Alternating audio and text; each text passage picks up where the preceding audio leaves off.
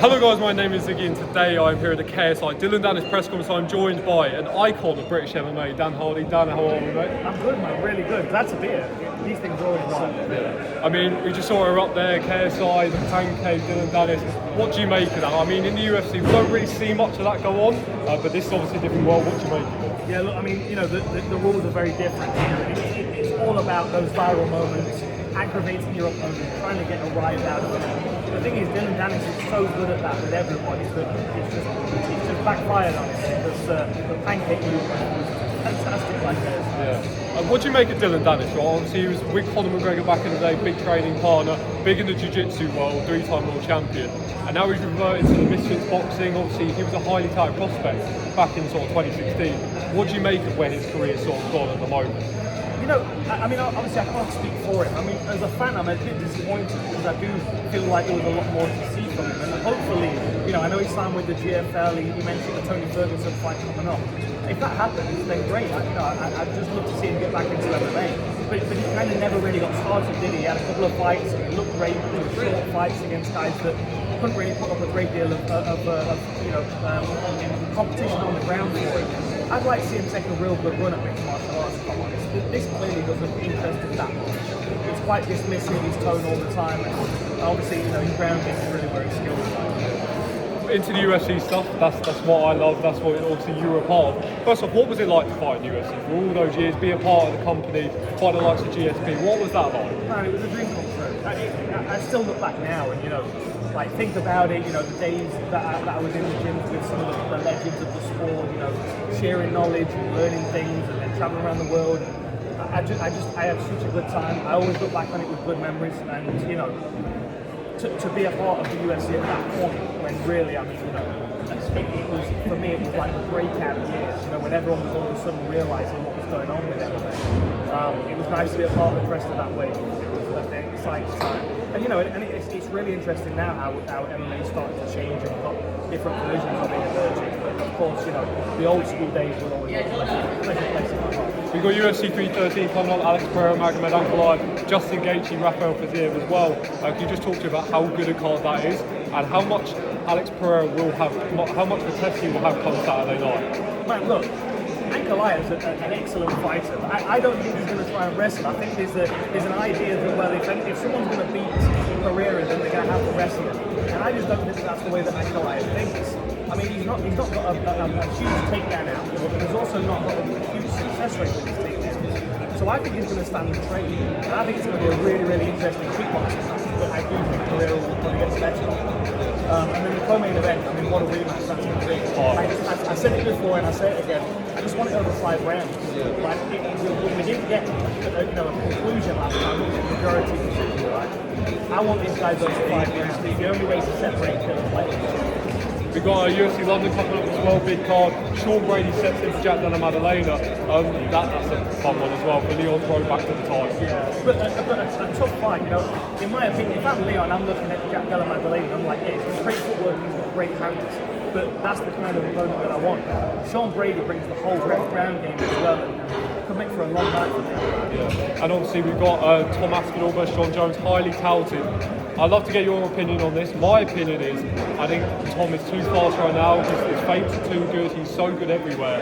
And John's getting a bit older. We see how slow he was on the feet against Stipe. What do you make of my assessment of that? But obviously John Jones is great for the time. But yeah, what do you make of that? You can't take anything away from what John Jones has achieved. I agree with you though right now. For me, Tom Aspinall is the UFC heavyweight champ. And honestly, the way that John Jones has kind of been approaching the Aspinall thing, like, now I don't want to fight him, he doesn't deserve a fight against me, and then he wants to fight Pereira, and then he might retire, and all the noises that John Jones is making, it doesn't make it seem like he wants to fight Tom Aspinall, which makes me even less interested in seeing the fight, Because if John Jones is like, yeah, I'm the heavyweight champ, I'll fight whoever, then I'm like, okay, that's what John Jones is really dangerous. But this almost seems like John's seen ways that Aspinall's going to beat him, and now he's got a bit of doubt that's creeping in. I don't know if we're going to see the fight. I really, really hope they do, but I just don't know if we're going to see Jones step into the doctor. I feel like we're in a stage of the UFC where we don't have as many stars as we used to. We used to have stars that weren't even champions, that were sort of mid-card fighters. We We don't really tend to have that anymore. What do you make of how the UFC sort of landscape is, sort of how it is at the moment, with sort of, you know, maybe the lack of stars coming through, but amazing fighters, but maybe that, you know, not the big names we used to have. Yeah, for sure. I've been thinking about this quite a lot recently, and honestly, I think, you know, with the emergence of the Contender Series, I think that's become a big problem, because like the majority of the MMA shows have been replaced with this one Contender Series. So of course you have, you know, Cage Warriors and LFA feeding into the UFC, but that's where the stars are built, right? Conor McGregor was built as a star in Cage Warriors, right? Jumping in the cage and getting mobbed by his fans, that was Cage Warriors, that wasn't the UFC, right? So he came out of Cage Warriors as a star.